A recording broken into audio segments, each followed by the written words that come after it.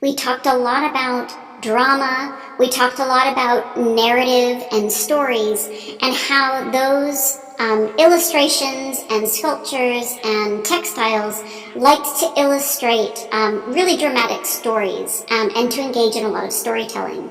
And this is more true, even more true of the Gothic period. Right now we're looking at a manuscript that we're calling the Gulbenkian Apocalypse. It's in the Gulbenkian Museum in Lisbon, in Portugal, and it was probably made in London during the 1260s.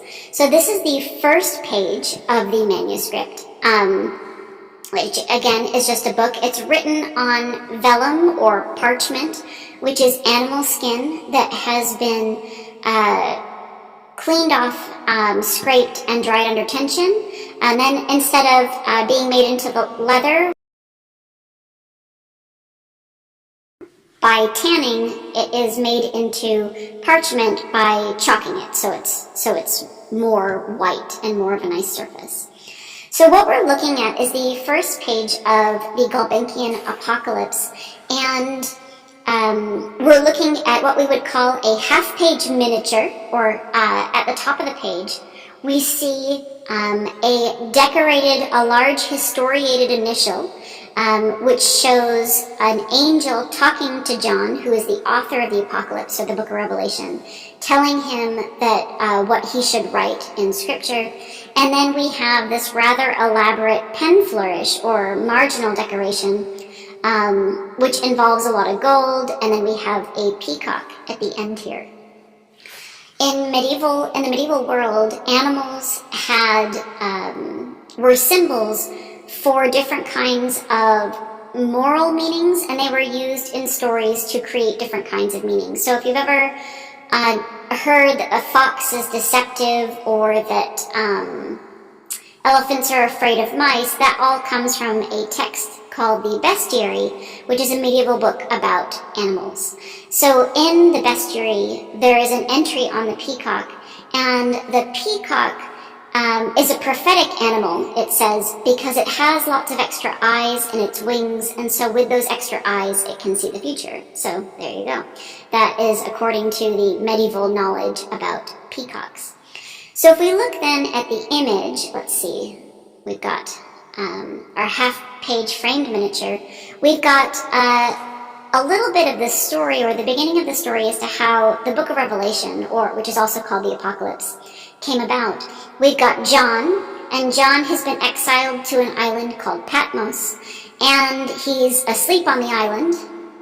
And you can see we have like an aerial view of the island here, and then there are other little islands around it. Then we have a ship in the sea and other fish and sea animals, sea creatures, kind of swimming around.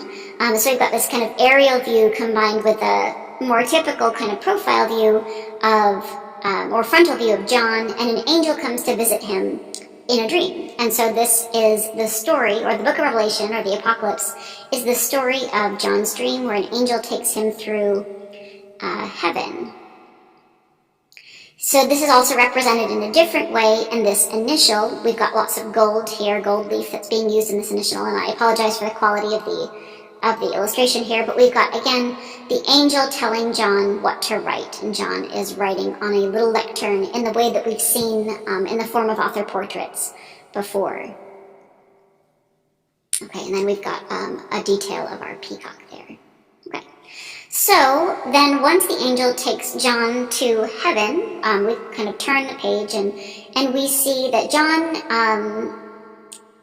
is asked to write 7 letters to the churches in Asia, and then he gets a vision of Christ and the 7 candlesticks. The Book of Revelation is a very visual book. It's very visually exciting, and so that lends itself really well to illustration, because what the illustrators has chosen to do here is to just literally represent many of the things that are discussed in the text. And so that's kind of how we get these are the angels to the 7 churches in Asia. We've got John kneeling before Christ and the 7 candlesticks, which is an episode in this particular story, and the angel talking to John.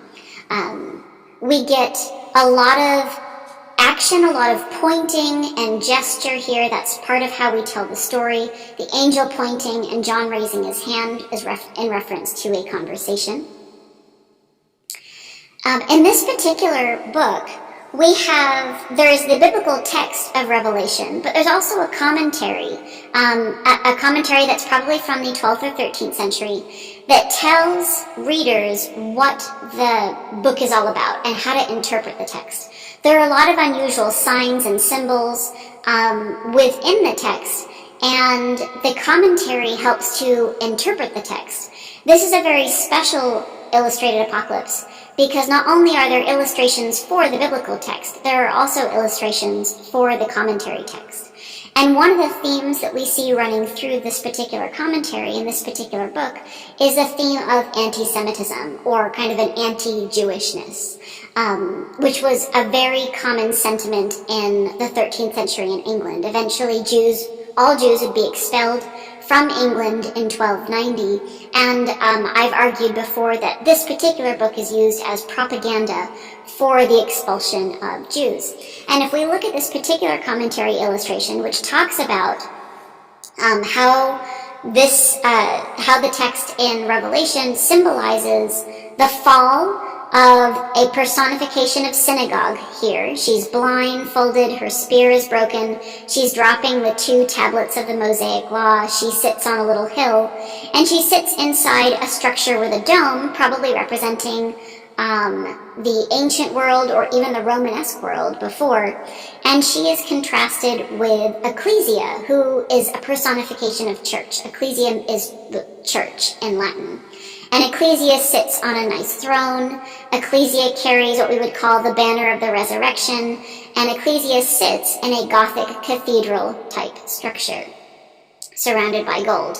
She has a little lamb sitting on her shoulder. The lamb has a cruciform halo, and in lots of the parts of the New Testament, the lamb symbolizes Jesus Christ. Very bizarrely, in these apocalypse manuscripts of this time, we often see an image of the lamb, Christ is the lamb, bleeding from a chest wound into a chalice, which represents the cup, the communion or sacramental cup. So we've got a lot of strange imagery in these books, and that's part of the appeal of them. And then we have some Jewish elders in the middle trying to figure out whether or not they should lean towards a synagogue representing the structure of the Jewish church, or whether or not they should lean toward ecclesia representing Christianity in the 13th century. We know that they are Jewish because this figure here wears a hat with a little point on it, and that is the kind of hat that was worn by Jews in the Middle Ages.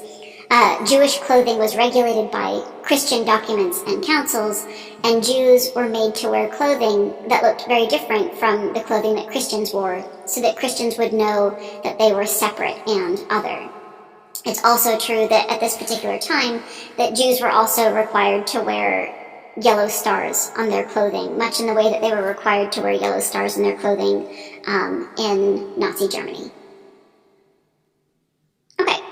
So, if you know anything about the book of Revelation or the Apocalypse, we have a series of horsemen that appear that help to bring about destruction. And here is an image of John being shown the first horseman by the angel. So we get a sense of left to right storytelling. John is pointing towards the horseman, the angel is explaining, and here the angel has a scroll with some text on it that explains who this figure is, that this figure is the first horseman. And so there's lots of ways in which text is integrated into these illustrations in a very comic book kind of way. Okay, this is the fourth of the horsemen. Sometimes we see John within the frame of the illustration. Here we see John outside of the frame of the illustration and kind of peeking in through a hole. The angel takes the form of an eagle here and tells John that this is the fourth horseman. The first horseman wasn't too scary, but by the time we get to the fourth one, they're pretty terrifying. So here we have a horse and his rider, who carries, if you will, a bowl or a chalice full of fire. He emerges from, this is a hellmouth. You might have heard of hellmouths if you like Buffy the Vampire Slayer. But this is, in the Middle Ages, just as we saw in the Last Judgment Tympanum at Saint Lazare, literally hell is the mouth of a terrible beast with lots of eyes and lots of mouths. and there are flames emerging. There's a little devil here who's kind of boiling people alive. And if we look at some of in detail at those who reside in hell, they include a bishop and other people, because in the 13th century, one of the great concerns was that wayward priests or wayward bishops who were corrupt would lead people astray. So, and that's something that the commentary references in this particular book. So we've got some of these images, and images of these groups who were thought to be causing lots of evil within the spaces of hell in this book. Okay. So we're not showing you all the illustrations here. There are 76 apocalypse illustrations and then about another 76 commentary illustrations, but we're just giving you the highlights. What we see here in this next image is there is a pit of the abyss, and this structure represents the pit of the abyss. The pit of the abyss is unlocked. Here we see a key, and we see an angel who has blown a trumpet. There are 7 angels with 7 trumpets in the book of Revelation, and each time a trumpet is blown, something really terrible happens. And at this particular trumpet, the locust beasts rise out of the pit of the abyss, and with them is their leader Abaddon, which is a name for the devil or Satan, and they trample the people of God. And so that's what we see. We've got this locust beast that has a human head and looks quite a lot like a horse with a serpent tail, trampling good people, and he's led by a king who wears a crown, but who also wears this Jewish hat. In the Apocalypse text, it doesn't talk about Abaddon being a Jew, but the commentary text certainly infers that, and the illustration here takes it one step further. So we have here the devil represented as a kind of king of the Jews, and he's extra evil because he's got these terrible bat-like wings. And so this is all part of John's kind of bizarre tour through heaven, where he gets to see both terrible things that happen on earth and things that happen in real life.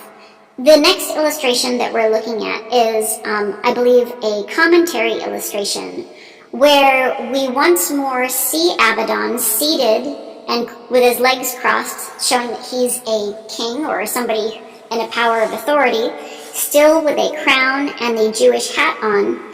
But his henchmen, and he's now got people kneeling to him, so he's kind of set himself up as a false prophet or as an antichrist, which is a theme of the commentary. And he is ordering the deaths of the 2 witnesses. So in the book of Revelation, there's a story where there are 2 witnesses, and they are killed in the holy city, and their bodies are left for 3 days, and they're killed by the bad guys, by like the enemies of God. And so this is, if you will, the text illustration, but this is the commentary illustration. So we have within one image this sense of what is actually happening in the apocalyptic text, and then how the way in which the commentary interprets these enemies of God and the leader of the locust beasts as Antichrist, who sits in judgment and orders the death of the 2 witnesses. And so clearly we can see what a bad guy he is. Throughout this book, we have a lot of very fancy pen flourishes. These are effectively fancy doodles to help decorate the page. Gothic art is about narrative and storytelling, and I think that we can see that here. And drama, we've got lots of dramatic action, as this particular witness is both being run through with spears and about to have his head hacked off by this evil-looking figure. But we also have a sense of the need for decoration. A lot of these pages have gold in them. We see lots of gold leaf. We also see lots of decorative borders, and then lots of additional figures that just help to create this sense of decoration, an additional sense of decoration. And, you know, if you've heard the design idea that maybe less is more, which is a fairly modern idea, in the Gothic period we would really say that more is more. More decoration is always better. Okay. Then in the next illustration, we have an image of the dragon. This is a dragon with 7 heads, chasing the woman in the sun, who then has to hide her child in heaven. And here the woman is interpreted as Mary, who's often shown in a fairly similar way at the Nativity. She hides her child, who is identified as Jesus with the cruciform halo, and she hides him in heaven. And then elsewhere in this image, we see the altar in heaven, or the space of heaven, which is represented as a Gothic cathedral. You can imagine that if you saw lots of images in books of the space of heaven as being represented as a Gothic cathedral, that in actually entering a Gothic cathedral or a Gothic church that is decorated in this way, that you would associate that with the space of heaven. And so there are ways in which this book reaches out to the real world of the later Middle Ages to try and incorporate its symbolism in meaningful and persuasive ways. Okay, this is one of my favorite illustrations from this particular book. Later on in the book of Revelation, John and the angel encounter the whore of Babylon, who sits on the beast with 7 heads. So the dragon with 7 heads has a friend, the beast with 7 heads. And the whore of Babylon, who is a personification of an evil city and really of just evil generally. We've got like the good woman, who's the woman in the sun of the previous illustration, and here's the bad woman of the apocalypse, the whore of Babylon. And she is tempting John with her wares and with her body.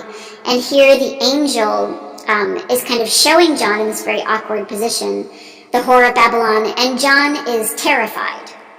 And so the angel kind of takes him by the hand and forcefully shows John what is happening. And that's all part of the drama of these scenes. It's not just that we get to see the whore of Babylon, but through John and through the representation of John, we get to see how we're supposed to respond to these scenes. And John responds not always as a holy man, but as a person. And that's part of what art of the Middle Ages and the later Middle Ages is trying to do. It's to humanize divine figures, and St. John would certainly be one of those.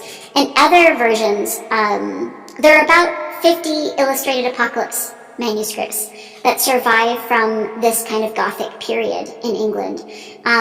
And so this is just one example. All the images we're showing you today are from one book, but there are about 49 other books. And in some of these, John is really tempted sexually by the whore of Babylon and is really attracted by her.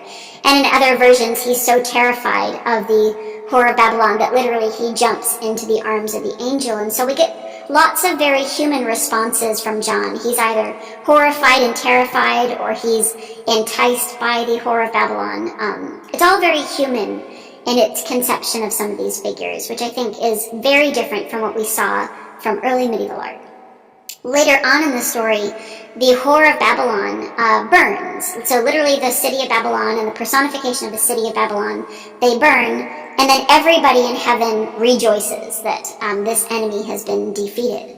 And so periodically within the story of the book of Revelation, we see these terrible things that happen on earth, with Abaddon climbing out of the abyss. But then we also, in the following illustration, get a scene of what's going on in heaven, with the court of heaven, where we often have an image of Christ enthroned, with angels and the 4 apocalyptic beasts, together with the 24 elders who accompany God in heaven.